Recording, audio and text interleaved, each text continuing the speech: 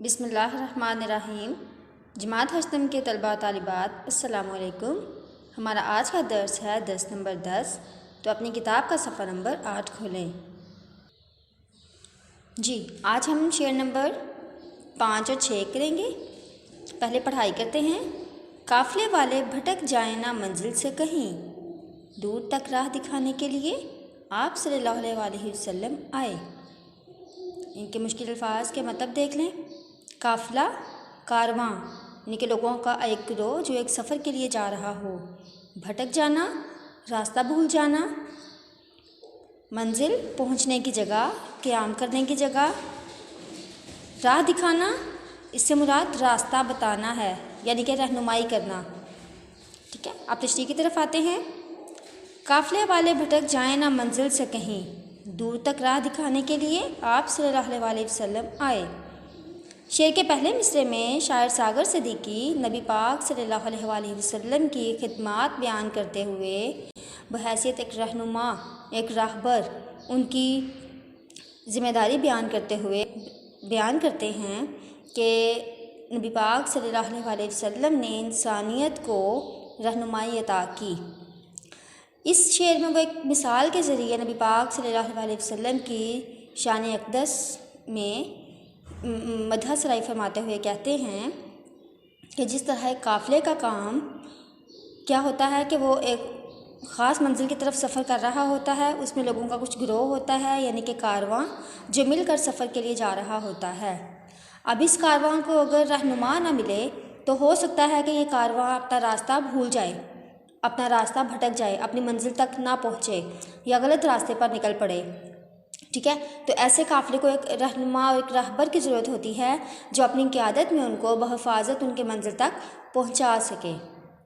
इसी बात को शायर सागर सिद्दीकी ने इस तरह बयान फरमाया है।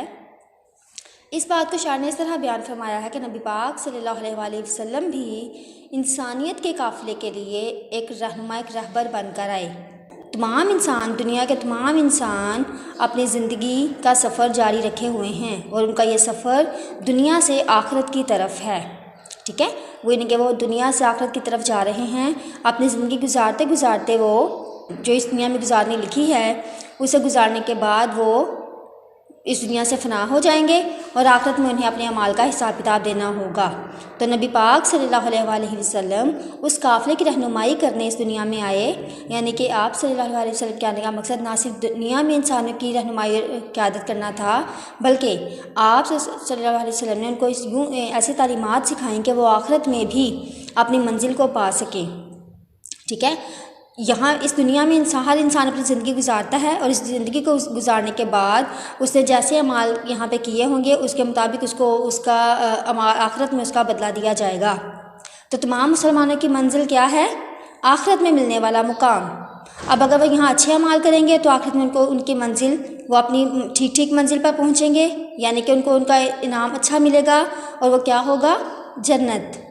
अगर वो यहाँ गलत अमाल करेंगे, गलत काम करेंगे, अपनी ज़िंदगी गलत असूलों पर गुजारेंगे तो आखिरत में उनको उसका सिला भी अच्छा नहीं मिलेगा। तो यूँ वो अपनी मंजिल से भटक गए। तो नबी पाक सल्लल्लाहु अलैहि वसल्लम के आने का मकसद ये था कि वो लोगों को ज़िंदगी गुजारने के सही असूल सिखाएं, ऐसे असूल जिनके मुताबिक ज़िंदगी गुजारकर वो एक कामयाब इंसान बन जाएं और ना सिर्फ इस दुनिया में कामयाबी हासिल कर सकें बल्कि आखिरत में भी कामयाबी पाएँ। दूर तक राह दिखाने का मतलब क्या है कि वो आखिरत तक रहनुमाई करने के लिए आए। ना सिर्फ इस दुनिया में रहनुमा बनकर आए बल्कि उन्होंने ऐसे तौर तरीके सिखाए, उन्होंने ऐसे असूल सिखाए कि इंसान अगर उन असूलों पर अपनी ज़िंदगी गुजारे तो वो ना सिर्फ दुनिया में बल्कि आखिरत में भी कामयाबी हासिल कर सकता है।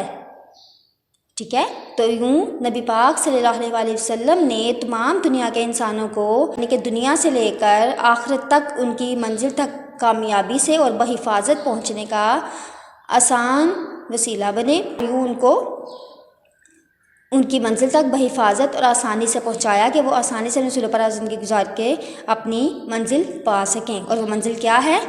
आखिरत में जन्नत का हसूल। ठीक है, हर मुसलमान की ख्वाहिश यही है कि उसे जन्नत में जगह मिले।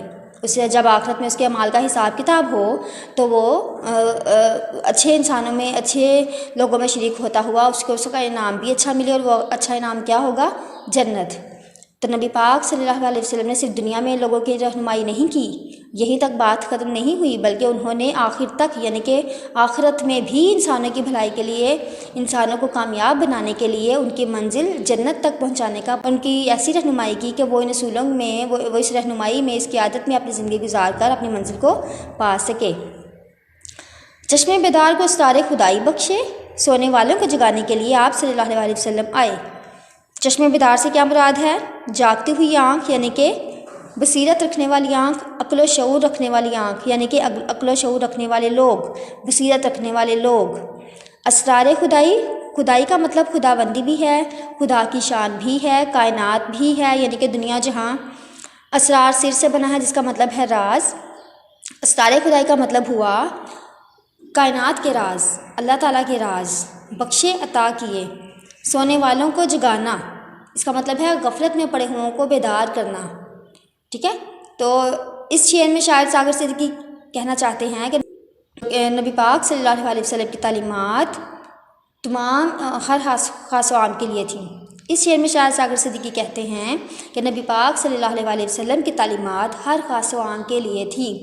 ठीक है, उसमें हर अक्लमंद, फ़हम शऊर रखने वाला, फ़हम बसीरत रखने वाला अक्लमंद आदमी भी शामिल है और नादान लोग भी शामिल हैं। तो जो अक्ल फ़हम रखते हैं, जो अक्ल शऊर रखते हैं, जो अक्ल बसीरत रखते हैं, वो लोग आप सल्लल्लाहु अलैहि वसल्लम की तालीमात पर अमल करके कायनात के राज जान सकते हैं। यानी कि आप सल्लल्लाहु अलैहि वसल्लम ने उनकी इस तरह से रहनुमाई की कि वो इस कायनात में होने वाले मज़ाहिर फ़ितरत को देखकर, इस कायनात में होने वाले असूल व क़वानीन को देखकर वो रब ताला की ज़ात को पहचान सकें। ठीक है, आप सल्लल्लाहु अलैहि वसल्लम ने अपनी तालीमात से, अपनी सीरत से उन लोगों को इस कायनात में फैले हुए मज़ाहिर फ़ितरत को देखने से, मतलब सूरज, चाँद, सितारे, दिन रात का बदल कर आना, मौसम का अपनी तरतीब से आना, ठीक है, हर काम में कोई ना कोई अल्लाह ताला की मसलहत है, अल्लाह ताला की हिकमत है, अल्लाह ताला की कुदरत नज़र आती है। तो जब इंसान इन तमाम कामों पर, इन तमाम कुदरतों पर गौर करता है, रब ताला की ज़ात पर उसका यकीन और पुख्ता हो जाता है कि वाकई रब की ज़ात है जो इस कायनात को, जो इस कदर बड़ी कायनात को, तमाम मखलूक़ात को पालने वाली है, जो इस तमाम मखलूक़ात को पैदा करने वाली है, जो इस कायनात का निज़ाम चला रही है। ठीक है, तो वो नबी पाक सल्लल्लाहु अलैहि वसल्लम की तालीमात के ज़रिए अक्ल व शऊर रखने वाले लोग, वो अक्ल व बसीरत रखने वाले लोग यूँ अल्लाह ताला की ज़ात मुबारका को, अल्लाह ताला की ज़ात अक़दस को पहचान सके। ठीक है, वो अल्लाह ताला के राज़ों से वाकिफ़ हो सके कि हाँ, हमारे रब की ज़ात किस कदर अजीम है, वो किस कदर कुदरतों वाली है। आप सल्लल्लाहु अलैहि वसल्लम सोने वालों को जगाने के लिए भी आए, यानी कि आप गफलत में पड़े हुए लोगों को बेदार करने भी आए। गफलत में पड़े हुए लोग कौन थे? जो कि अपनी ज़िंदगी के मकसद से नावाकिफ़ थे, जो कि इस दुनिया में आने के बाद अपने खालिक हकीकी से नावाकिफ़ थे। वो नहीं चाहते थे कि उनका असल खालिक कौन है, वो किसकी मखलूक हैं, उन्हें यहाँ इस दुनिया में किसने भेजा है और क्यों भेजा है। ठीक है, इसके बाद उनका यहाँ पे इस दुनिया में गुजारने के असूल क़वानीन क्या होंगे, रिश्ते नाते क्या चीज़ हैं, मेहनत करना कैसा है, हलाल व हराम क्या है, फिर दूसरों से, इंसानों से हमदर्दी, इंसानों से हुस्न सलूक क्या है, फिर वो कौन से काम हैं जिन पर अमल करके वो आखिरत में अपनी ज़िंदगी संवार सकते हैं, अपनी ज़िंदगी को कामयाब बना सकते हैं। तो नबी पाक सल्लल्लाहु अलैहि वसल्लम ने अपनी तालीमात से, अपनी खिदमात से उन गफलत में पड़े हुए लोगों को, उन गाफिल लोगों को बेदार किया, उन्हें ये तमाम बातें सिखाईं, इस दुनिया में आने के अक्सर मकसद से वाकिफ़ कराया, उन इंसान को इंसान की पहचान कराई, उन्हें अकीदा तौहीद से वाकिफ़ कराया ताकि वो गलत मबूदों के आगे ना झुके। उनको बताया कि उनका खुदाए वाहिद ही उनका वाहिद मबूद है। वो अपनी हर फरियाद, अपनी हर ख्वाहिश, अपना हर काम, अपनी हर ज़रूरत उसी से पूरी करने की हाजत रखें। वो अपनी हर दुआ उसी से मांगें क्योंकि वही दुआएं सुनता है और कबूल करता है। यूँ आपने उनको मेहनत का राज बताया कि मेहनत में ही इंसान की अज़मत है और कामयाबी है। फिर आपने उनको ना सिर्फ दुनिया में बल्कि आखिरत में भी कामयाब होने के तौर तरीके सिखाए। यूँ आपने अरब की हालत में डूबे हुए इंसानों को, जो कि गैर महज़िब और जाहलियत का मुँह बोलता सबूत थे वो तहजीब याफ्ता और महज़्ज़ब लोग बन गए। ये सब कैसे मुमकिन हुआ? ये सब सिर्फ़ नबी पाक सल्लल्लाहु अलैहि वसल्लम की तालीमात से ही मुमकिन हुआ। गोया आप इस दुनिया में लोगों को बुराइयों की दलदल से निकालने और उनकी दुनिया के साथ साथ आखिरत में भी कामयाबी के लिए रहनुमाई करने के लिए इस दुनिया में तशरीफ़ लाए। तलबा, अगर हम सहाबा कराम रिज़वानुल्लाहि अलैहिम अजमाइन और ताबईन, तबे ताबईन और औलिया अल्लाह की हयात मुबारका पर गौर करें तो हमें पता चलेगा कि यही वो लोग हैं जो चश्मे बेदार जिनको सारे खुदाई सिखाने के लिए नबी पाक सल्लल्लाहु अलैहि वसल्लम तशरीफ़ लाए, ताकि वो अल्लाह ताला की निशानियों पर गौर व फ़िक्र फरमाते हुए, गौर करते हुए, अक़्ल व बसीरत से काम लेते हुए अल्लाह ताला की मार्फत कर सकें। और यकीनन आज के दौर में भी कुछ ऐसे लोग होंगे, ठीक है। तो ये हर इंसान का ज़ाती ख्याल होता है कि वो किस बात से कितनी हिदायत लेकर उसमें रब ताला की मार्फत तलाश करता है। जी, तो यूँ हमारी शेर नंबर 5 और 6 की तशरीह भी मुकम्मल। अब इस काम को आपने अपने उर्दू के दस्ते में लिखना है। यहाँ से हमारा आखिरी सवाल रह गया था, नात के दर्ज शेर में मरकज़ से शायर की क्या मुराद है? एक मुद्दत से भटकते हुए इंसानों को एक मरकज़ पे बुलाने के लिए आप सल्लल्लाहु अलैहि वसल्लम आए। तो यकीनन आपने तशरीह में भी सुना कि वो मरकज़ क्या है। जी हाँ, दीन इस्लाम, ठीक है। तो इसका जवाब क्या होगा कि नात के दर्ज शेर में एक मरकज़ से मुराद दीन इस्लाम है, जिसके झंडे तले तमाम मुसलमानों को जमा किया।